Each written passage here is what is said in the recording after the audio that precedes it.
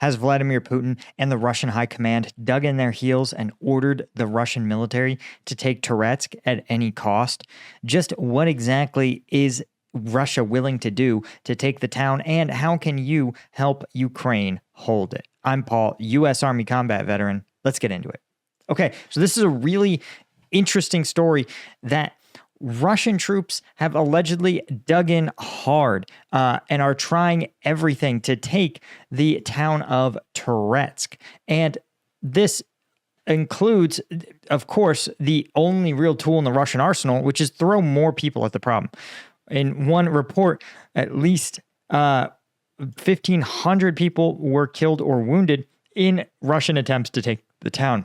And in fact, partisans who collect intelligence behind the lines have reported that Russian command has ordered troops to take Toretsk at any cost. The partisans said, quote, "Our agents are embedded in Russian units in Toretsk and in other key sectors of the front line."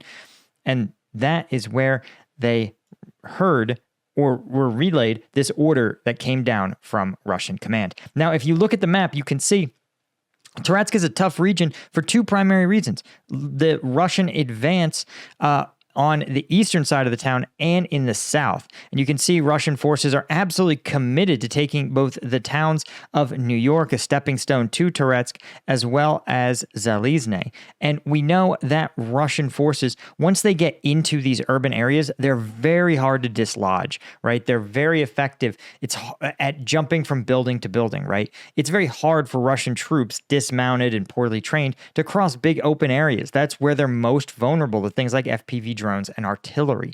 But when they are inside these urban areas, hopping from building to building is very, very feasible for them, right? They spend minimal time outside, they're hard to detect, and they can make these creeping advances. It's one of the reasons the fighting in Toretsk has been so intense. It's been so intense, in fact, that the folks at Ukraine Aid Ops reached out and were like, hey, we've gotten a ton of requests from the units fighting to hold Toretsk, and we're wondering if your audience would be interested in partnering with one of them. So, of course, I said yes, and I'll pass along to you guys the request we received from the 130th TDF, the Territorial Defense Brigade, fighting in the Toretsk direction.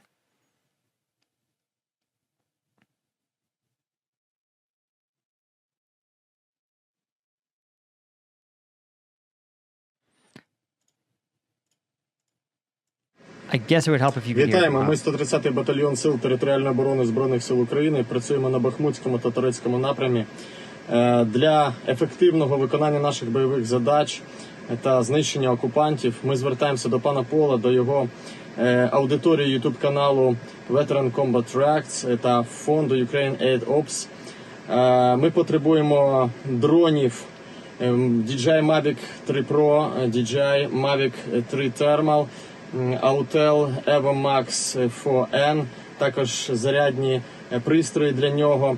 Потребуємо дронів камікадзе, також планшети, старлінки і, звичайно ж, екофло. Будемо вам дуже вдячні. Разом сила, неодмінно переможемо. Слава Україні! Okay, guys. So that is the request from those guys. I'm going to throw the link in the description. They literally just opened it. And what exactly they asking for? Well, you just heard it from them. They need FPV drones to likely target, though technically, because they're a 501c3, they're only provided non-lethal aid, so probably for reconnaissance, as well as Mavics, right? Mavics tend to be the higher level reconnaissance, but you can see why pretty clearly. When you look in and around Toretsk, you realize that the ability to get into some of these areas really is very, very difficult for even larger drones and artillery. And we've seen that the FPV drones now are being equipped with even larger payloads, meaning that they can sometimes flatten small buildings. And this is very useful when you're trying to dislodge Russian forces from these buildings. Of course, generators, Starlinks, those are all essential to sort of make the whole operation run, right? The infrastructure behind running these FPV drones. And so We've got a link to the donation here. I'm going to throw it in the description. Of course, it literally just opened up earlier today.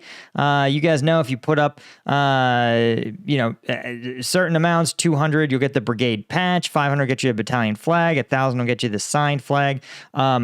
Again, this is a pretty critical need here. You guys know the TDF. Those are the Ukrainian the National Guard, effectively. They were a part-time reserve unit that trained and has been in the fight since 2022, non-stop. And you guys know that with Ukraine Aid Ops, one of the reasons I love partnering with them is they put their money where their mouth is. When you donate, you know exactly what they're getting. They literally will send us videos that I put on the channel saying, hey, thanks for the donations. Here's us handing the unit the drones you purchased. So that makes me feel good knowing exactly who this is going to, what it's going to, and we get to see exactly how these are going to be used to help stabilize one of the most critical situations on the front lines. And we know that for Ukrainian troops, right, they are reinforcing this Toretsk with any battalions they have, but there's actually rumors that Russia itself is also planning on throwing 2 brigades worth of reinforcements into Toretsk. This is likely part of the Russian deployment of their reserve forces, right, which should be an operational reserve, is being put into this. Now, you may be like, Paul, you said Russian doctrine says that the operational reserve should only be committed if there's a breakthrough. And I think, unfortunately, when you have this kind of autocratic dictatorship, when Putin says you will take Toretsk, that's considered an emergency, right? Worthy of deploying your limited combat reserves. And so while it may not be great for Russia in the long term, in the short term, it means a lot more work and a lot harder fighting ahead for the guys of the 130th, right? Even the Ukrainian forces acknowledge, and I know this is TASS, but TASS will definitely amplify Ukrainian bad news.